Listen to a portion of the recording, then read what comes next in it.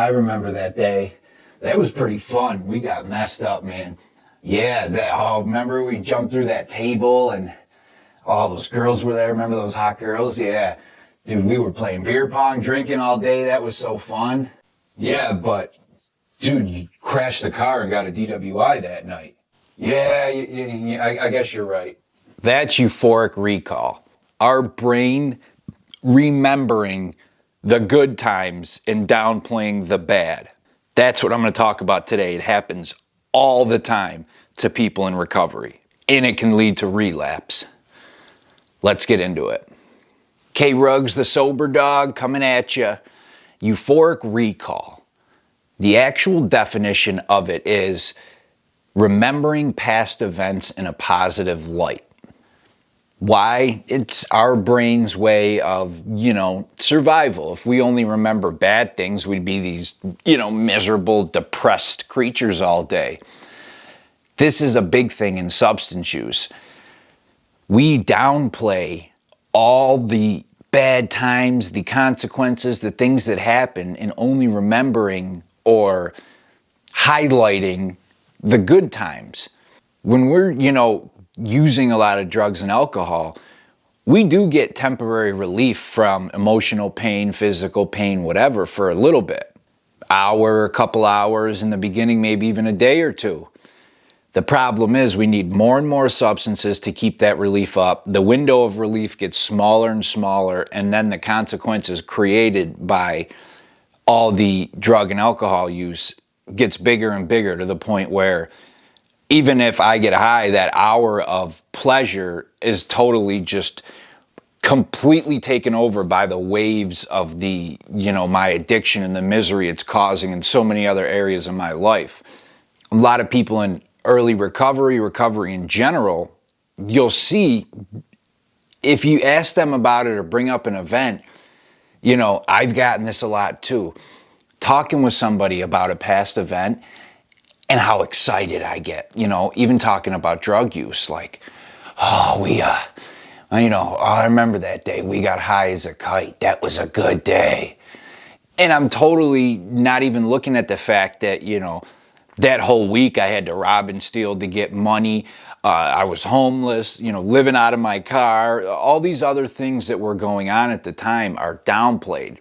This is very dangerous because people will look at, wow, all these positive events and I'm downplaying the negative, so that's going to tell my brain that my addiction wasn't really that bad, that there was more good than bad. The good, even if the good and the bad were equal, the good outweighed the bad, things like that. And people could start saying, it really wasn't that bad, or I think I can control it, different events like that. This is extremely dangerous. It's our brain's way of holding on to our addiction. Why would our brain hold on to our addiction?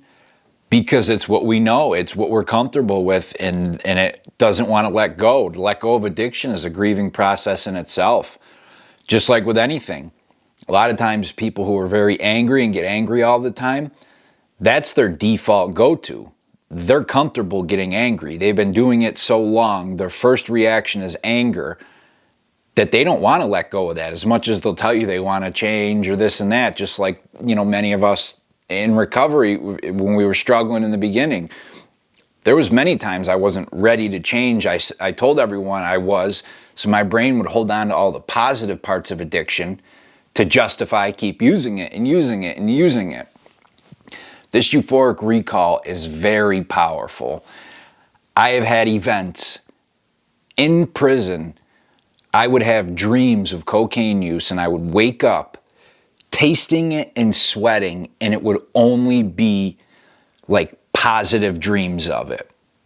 If I had access to it right then and there at that point, I would have used on the spot. And these same things have happened, on the street where I did have more access to it.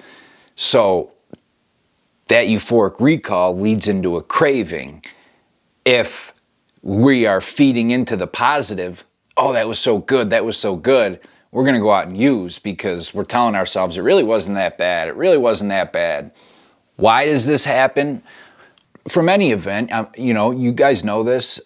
I'm sure you've had, you know, sexual events, fun memories with the family, even, you know, fun parties, holidays. We want to remember these things in a good light. We pick out the good things.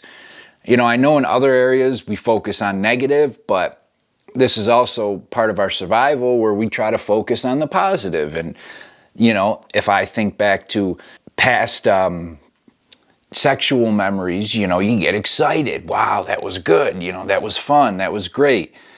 If something bad happened before and after, I could downplay both of those because I'm remembering the fun, good time. I've seen so many people in recovery do this, and it sends them right back out there.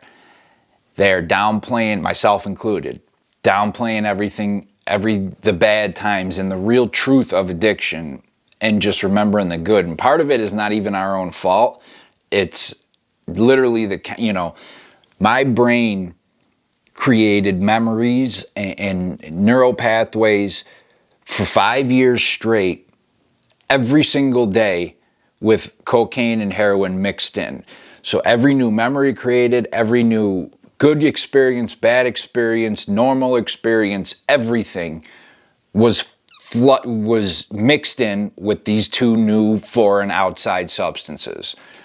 Fast forward to getting sober, so many of those events, whether they were, you know, the most mundane, tedious task, folding clothes, is remembered with heroin and cocaine mixed in. Heroin and cocaine mixed in. That I could sit there and think about folding clothes and remember it as, oh, that was such a great day. And I'm remembering the substance, the feeling, the high. It had nothing to do with folding clothes, but the associations are made. That's why it's so important to, you know, work through these memories in a healthy way and remember the whole picture. That's why they say play the tape all the way through. It can be very easy for me to say, oh, I can go out and get high today. And then what? Then I'm going to get high tonight, and then tomorrow, and then the day after that, and then parole's going to call, and then I'm going to get a drug test, and I'm going to go back to prison, and then I'm going to, you know, and it just goes and goes and goes. I don't just do it for one day. That's impossible. It's never happened to me. It never will. But the euphoric recall will tell me a fun event and just put it in that. That was great. Everything was great. And I'm forgetting all the bad stuff. It can be dangerous, but it's something that gets easier and easier the longer we stay sober, and it gets less powerful and less powerful. So if you're struggling with it, you can get through it. Best thing to do if you're having a triggering event like that is call somebody, you know, call somebody on your support, talk through it with them, and change the thought. Do whatever you got to do to change the thinking, the thought. All right? K. Ruggs, the Sober Dog, and I'm out. See ya.